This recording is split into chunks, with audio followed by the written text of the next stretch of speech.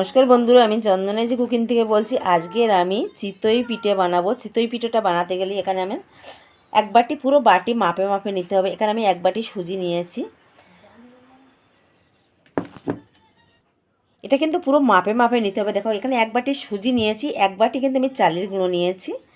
আর এই চিতই পিঠেটা একদম কিন্তু জালি চিতই পিঠেটা হবে, চিতই পিঠেটা। আর এখানে আমি এখন ইস্ট নিয়েছি। ইস্টটা দিয়ে খুব ভালো করে একটুখানি আমি মাখিয়ে নিচ্ছি। এটা দিয়ে এবার আমি শুকনো উপকরণটা দিয়ে কিন্তু খুব ভালো করে মাখিয়ে নেবো। আর এই ইস্টটা কিন্তু কোনো মুদির দোকানে পাওয়া যায়, তো এটা 50 টাকা করে নেয়, 85 গ্রাম থাকে এখানে। এটা আমি দোকান থেকে নিয়েছি, মুদিখানার দোকান থেকে। আর এটা দিয়ে খুব ভালো করে একটু মিশিয়ে নিচ্ছি।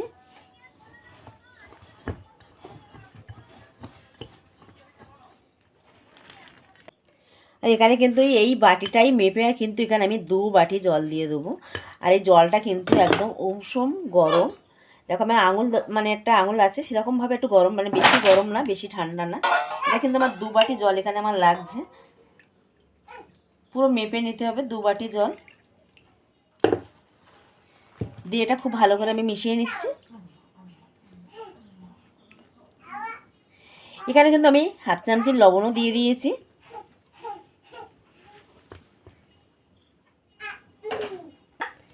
এখানে কিন্তু আমি খুব ভালো করে মিশিয়ে নিয়েছি। আর এটা কিন্তু দোকানেরই চালের গুঁড়ো। এর চালের গুঁড়োটা দোকান থেকে আমি কিনে নিয়ে এসেছি, বাজারের চালের গুঁড়ো। আর এখানে একটা মিক্সার বাটি আমি নিয়ে নিয়েছি। এটাকে আমি একটু পেস্ট করে নেব ভালো করে, যেহেতু সুজির দানাগুলো আছে। এখানে মিক্সারে আমি কিন্তু একটু পিষে নেবো ভালোভাবে। এখানে দেখো কত সুন্দর হয়েছে। আর পুরো মিক্সারে কিন্তু দেখো কত সুন্দর। এটা কিন্তু এরকমই থাকবে পাতলা। আর এটা আমি এবার একটা বাটিতে ঢেলে নিচ্ছি।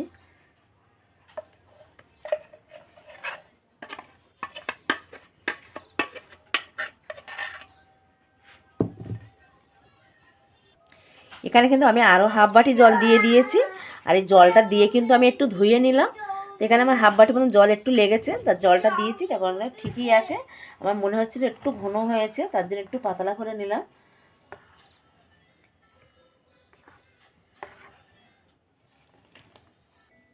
এখানে কিন্তু আমি হাফ চামচ বেকিং পাউডার দিয়ে দিচ্ছি। আর এই বেকিং পাউডারটা দিলে খুব সুন্দর হবে, তার জন্য আমি একটু বেকিং পাউডার চেলে দিলাম। যে দানা দানা থাকে সেই দানাটা ফেলে দিচ্ছি। দিয়ে এটা দিয়ে খুব ভালো করে একটু মিশিয়ে নেবো।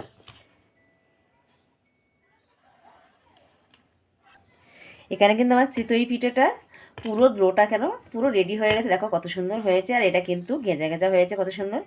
আর এটা কিন্তু জালি জালি পিঠে হবে। পিঠেটা কিন্তু জালি জালি হবে আর খুব সুন্দর নরম তুলতুলে পিঠে হবে।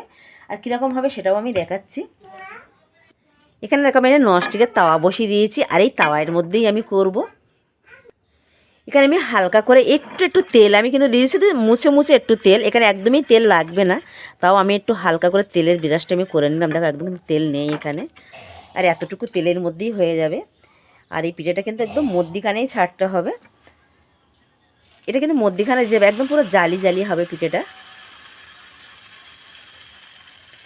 গ্যাসটাকে কিন্তু একটু কমিয়ে রাখতেই হবে, হাই আঁচে দেওয়া যাবে না। এখানে একটু নো আঁচে থাকবে, এরকমই থাকবে। আস্তে আস্তে দেখুন কত সুন্দর পিঠেটা জালি পিঠে হচ্ছে। আর এই পিঠেটা কিন্তু একদম পুরো নরমই হবে। পিঠেটা কিন্তু ঢাকা দিতে লাগবে না, একদম এরকম খোলাই থাকবে। আর গ্যাসটা একটু কমানো থাকবে। আস্তে আস্তে পিঠেটা এরকম ফুলে জালি জালি হয়ে যাবে। কিন্তু চিতই পিঠেটা দেখো হয়ে গেছে। এটা কিন্তু আর উল্টাতে লাগবে না, এরকমই হবে। আর কত সুন্দর হয়েছে দেখো বন্ধুরা, পিঠেটা কত সুন্দর।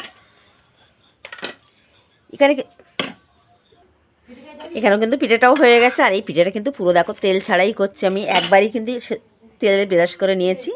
আর কিন্তু আমি একবারে একদমই তেল দেবো না এখানে।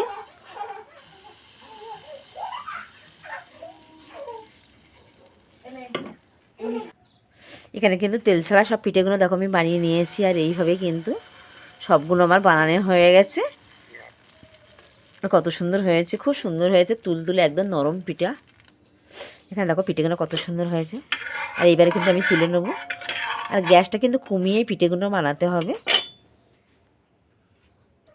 এখানে সব পিঠেগুলো আমার হয়ে গেছে। আর সবগুলো আমি চিতই পিঠেগুলো বানিয়ে নিয়েছি। আর এবারে আমি এই পিঠেগুলো দেখাবো তো কত সুন্দর হয়েছে কিনা।